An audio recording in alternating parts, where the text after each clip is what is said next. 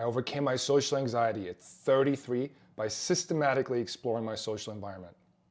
Here's why I don't recommend that for your teenage son, and the 4-pillar framework that's 10,000 times more effective than healing. So the problem is that healing rarely works. This is like kind of the big picture premise of this video. The vast majority of people in the first world need healing because they didn't have the means or the structure or the knowledge to intervene ahead of time when they were in their most sort of ideal developmental window in terms of their neuroplasticity and their brain. And that's obviously usually adolescence, it's puberty, both for men and women. So most need healing, few attempt it, even less succeed. We all know, chances are if you are an adult watching this, chances are you know about that predicament. Like, trauma comes in all shapes and sizes and forms and colors, and we all have some sort of trauma to some extent, and we try to heal it, and it's extremely difficult. The comfort of the first world, and especially the education system, the comfort and convenience of the first world, just as much actually, are completely not conducive to becoming a man. And this is why we are struggling so much nowadays with a masculinity crisis and, where are all the good men at and all that kind of stuff. I'm sure you're familiar with it, and that's just why I'm going to briefly touch on this. And what's really important to understand is that initiation into manhood can only be bestowed upon teen men, right? Teen men, by initiated adult men. So what do I mean by that? I mean that initiation doesn't really happen later on in life. Like, once you miss that adolescence window, the developmental window when it's supposed to happen because nature designed it that way, then you're always gonna have to resort to healing. Then you're automatically gonna be in the category of trying to make up for lost time. And so it only works while you're a teen man. Once you're in your 20s, maybe in your early 20s, it's still quite all right. But once you pass that sort of magical number of 25, I suppose, also because that's when the brain kind of wraps up its most intense growth phase, at least from a puberty point of view. After that age, it's gonna be healing, right? And it has to happen at the hands of initiated adult men. It cannot be a guy a man in an adult man body who's himself uninitiated, which most of the people out there are, right? Most of the men out there are. And that's why we have what I mentioned earlier, and everybody's asking, where are all the good men at? Why are men, invisible? Why are they avoiding things? Why are they not taking responsibility? Why are they not stepping up to their role? If you want a copy of this Google Doc and to learn more about getting your son unstuck and building real confidence, I'm sharing it in my free community. So click the link in the description to join. So what did I do? I was hopelessly adrift for 20 years. And this is because I did not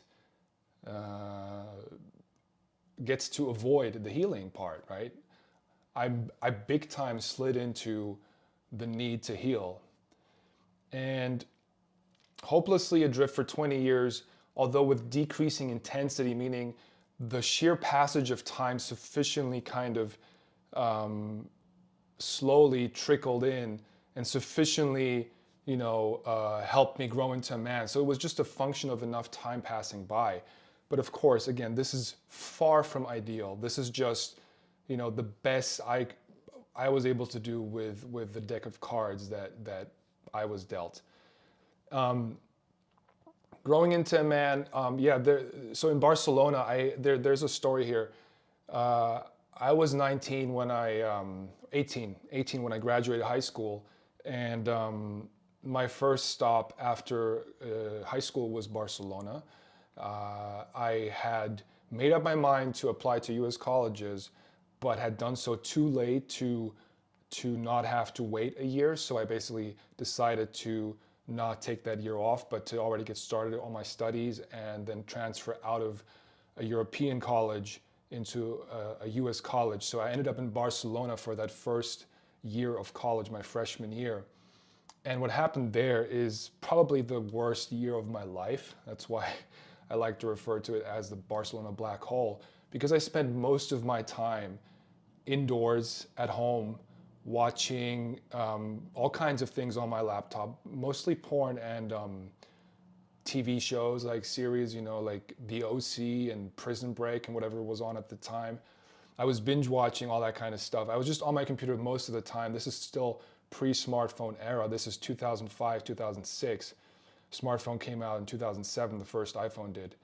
And so this was like one of the worst years, probably the worst year of my life, especially looking at what a beautiful, vibrant city Barcelona is and how little use I made of it, how little I was able to be active socially. This was probably the worst.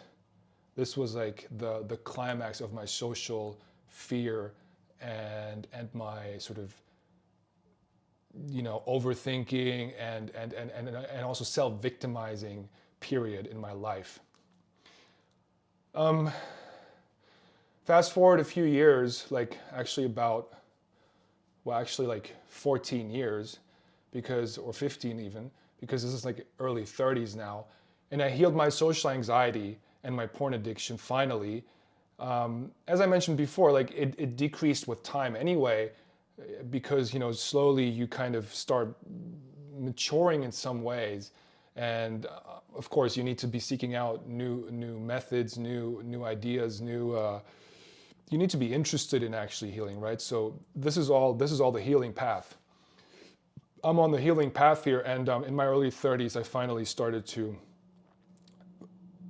tackle my social anxiety in a systematic way, where I learned to fail safely, if you want to call it that, because I understood that I'm not going to lose my life if I talk to people on the street or just in general in life that I'm curious about. So this is just learning to be assertive by taking micro steps and challenging myself to do so 30 days in a row, where I basically have to do one little social curiosity interaction per day to overcome that initial fear of being socially rejected and outcast.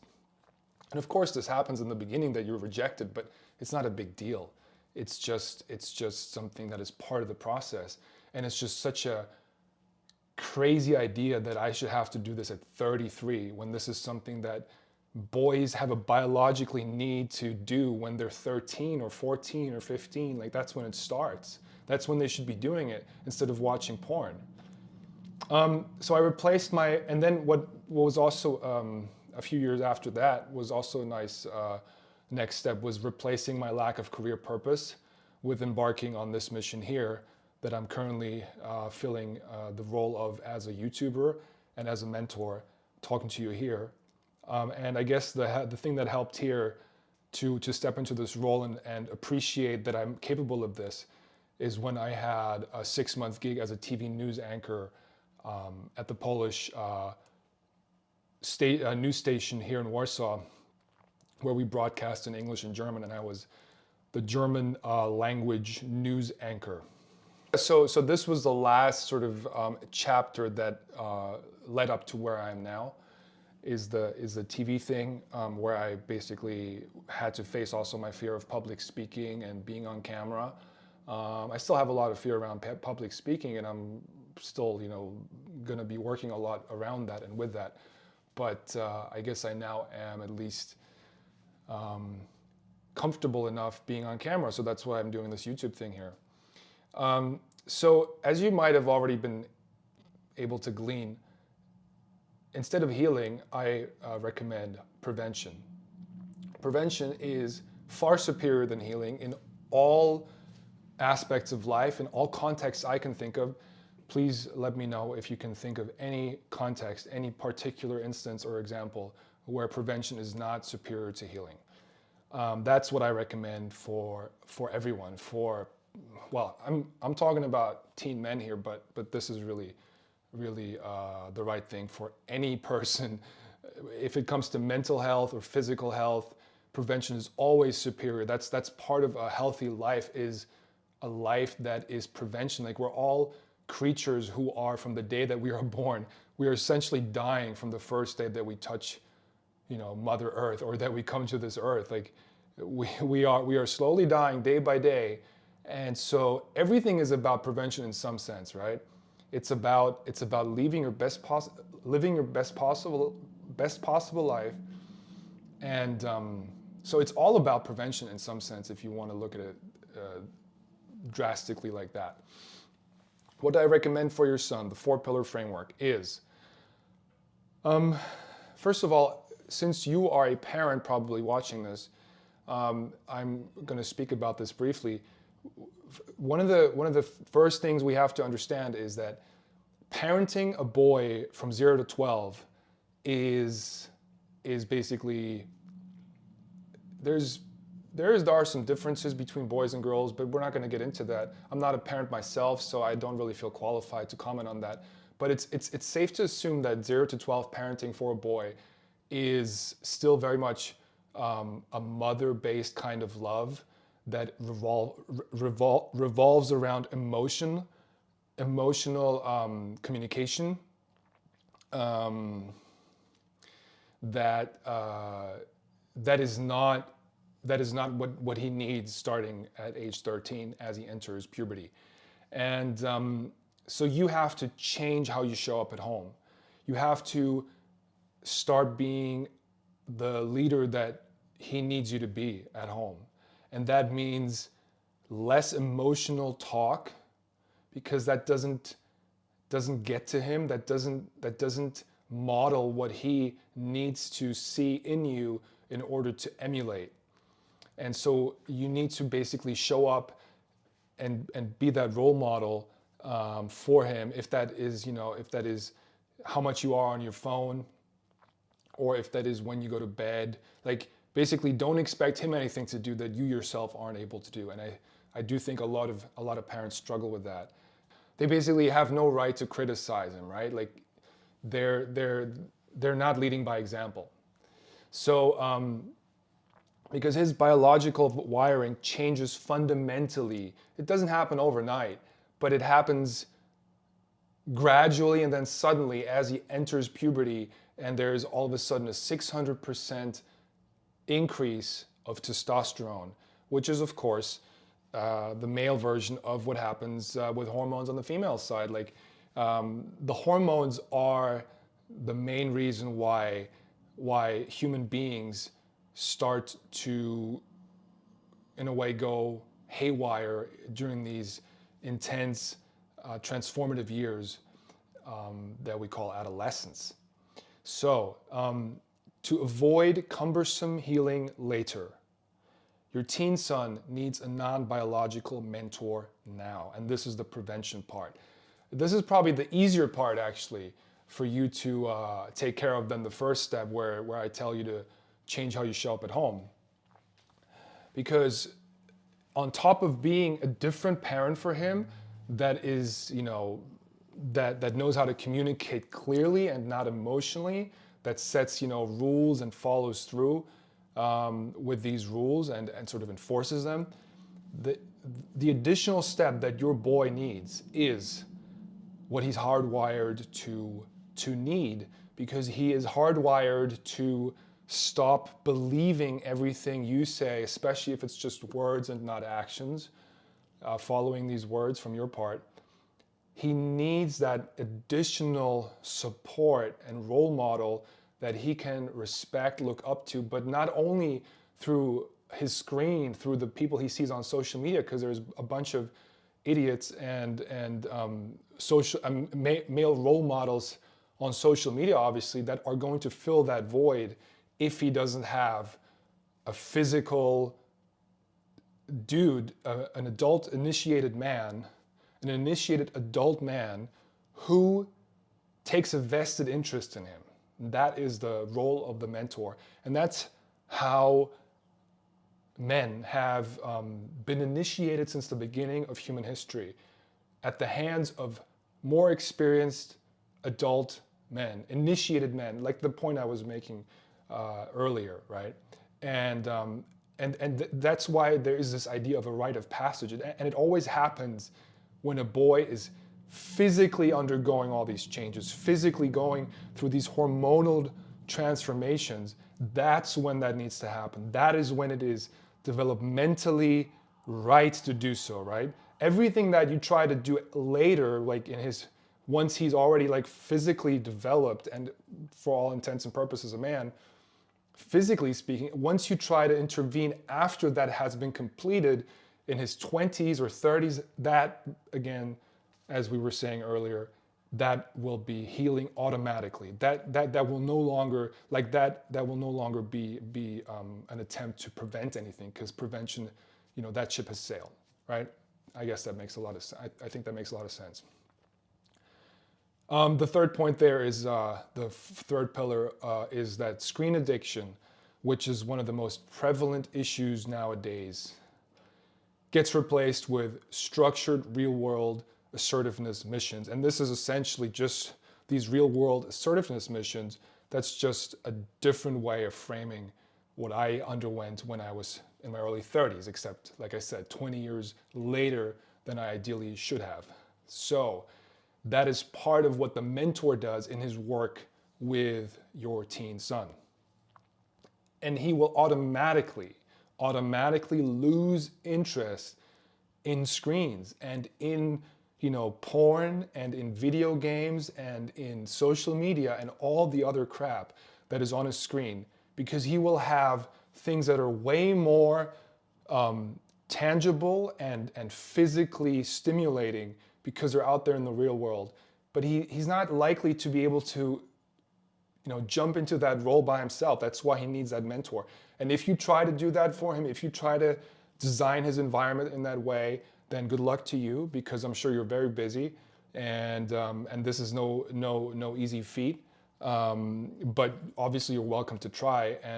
But again, I do think, and this has been shown over and over, that mentors are actually what's needed, because sooner or later he's going to stop believing your words. He's not going to listen to you. He's hardwired to listen to somebody who has no biological affiliation with him, and who is at the same time an adult man who has been initiated himself. All right, so these are the prerequisites to this prevention framework, this 4-pillar framework, turning out to be successful.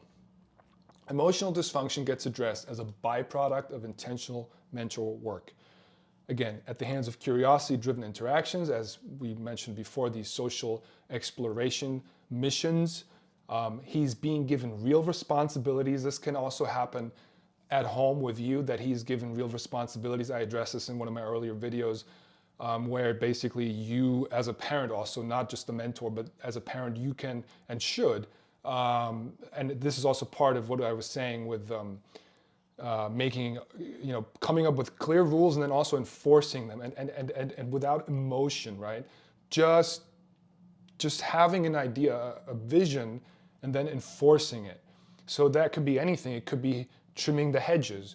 It could be, like, for example, once a week, that's his job. Like on Saturday, your son is in charge of trimming the hedges or of mowing the lawn, and that's his job. And if it doesn't get done, it looks shitty and everybody will notice, and he will understand that that was on him to do that. But he will probably feel empowered by having that job, especially if he's just a 13-year-old kid or a 12-year-old kid. I mean, that's a really safe thing to start with, to give a boy of that age such a job, and he will feel empowered, and he will feel the high demand, high support framework that you are bestowing on him through your communication, which is basically how we show up in our words, how we speak, and how we say, for example, I believe you can do this. I know you have it in you to get this done, and I expect you to do this and this and that. And if it doesn't get done, here are the consequences,